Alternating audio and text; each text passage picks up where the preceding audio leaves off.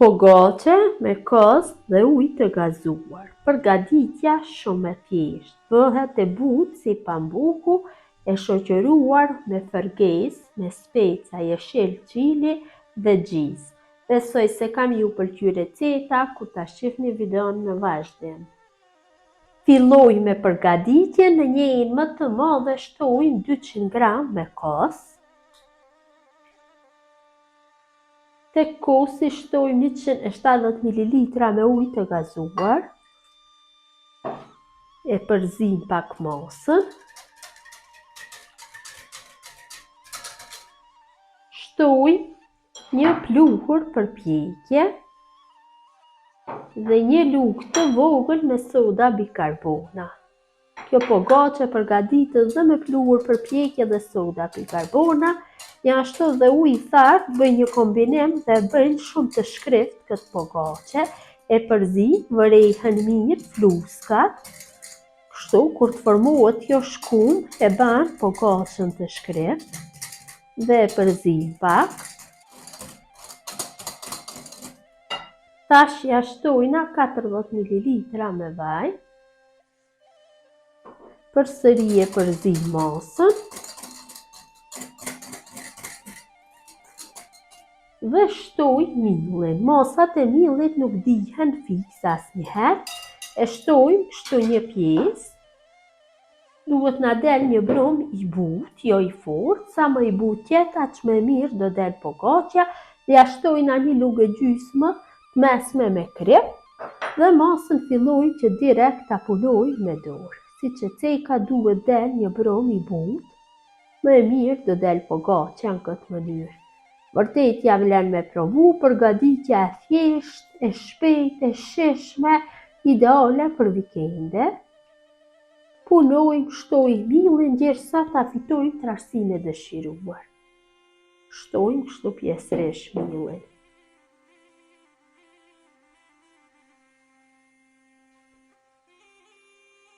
Kam punuar brumin, kam fituar një brum kështu të butë. Tash ja hedhim pak vaj brumit.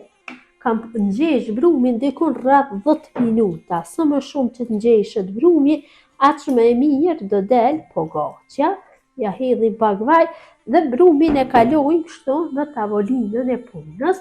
Dhe në tavolinën e punës përsëri do e punoj. Sa më shumë që të nxeshet, aq më e mirë do del pogaçja.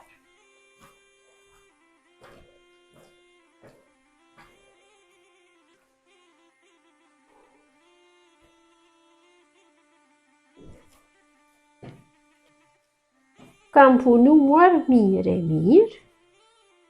brumin. Sa më shumë që të punohet, bëhet më i lëmuar. Tash brumin e kalojmë në tepsinë për pjekje. Në tepsinë kam shtu letër. Tash brumin e hapim kështu për tepsinë. Gjatë hapjes mundohem t'ja jap formën rrethore. Mund ta lini më trash, më të hollë, varet nga dëshira. Më e hollë më shpejt do bëhet pjekja. Do e hapi edhe pak dhe do jetë mjaftueshëm.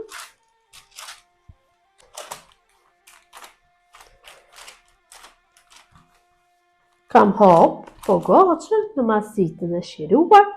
Tash këtu kam hedh një dverë vezës dhe i kam hedh pak vaj, dikon një lugë gjelle. Dhe e përhapi kështu, mbi sipërfaqen e pogaçës. Vajin ja hedhim për arsye që mos të kuqet shumë gjatë pjekjes. Duhem që ta përhapi mirë.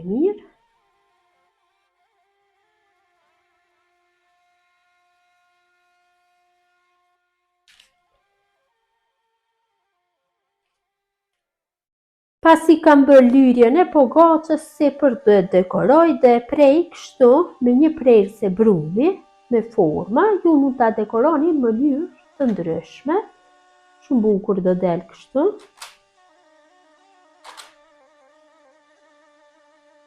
Ju me një lugë, me një piron, varet se si doni.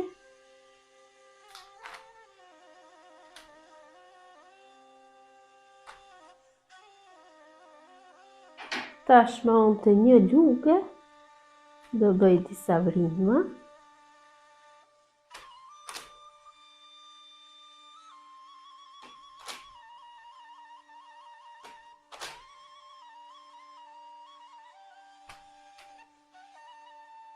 Dhe pogaçja është gati për pjekje, kam nxjerr furrën në 200 gradë dhe në atë temperaturë do e pjeki për 30 ose 35 minuta. Derisa pogaçja është në pjekje, ne përgatisim përgesën. Përgesën do e bëj me speca jeshil, gjeks, kështu i kam larë dhe ju kam largu bishtat, i kaloj në tigan.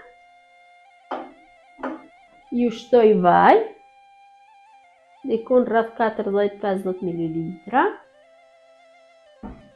Tiganit ja vendosi kapakun dhe i zi zjarrin dhe në temperaturë mesatare i fërgoj specat nga të dy anët. Kam fërguar specat nga të dy anët, janë skuqur mirë.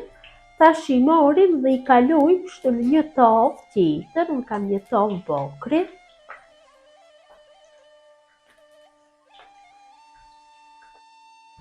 Tek vaji shtojmë shumë pak biber të kuq, dikun gjysmë lule të mesme, e fërgojmë kështu për disa sekonda.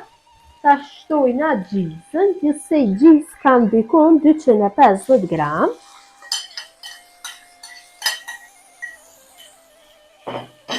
Ja shtoj 3 lugë gjelle me kos dhe 120 ml me ujë të kripur apo hoplla. Dhe kripa shtohet gjithmonë sipas dëshirës. Dhe masën e përzina mirë dhe e fërgojmë kështu në temperaturë mesatare për 5 minuta.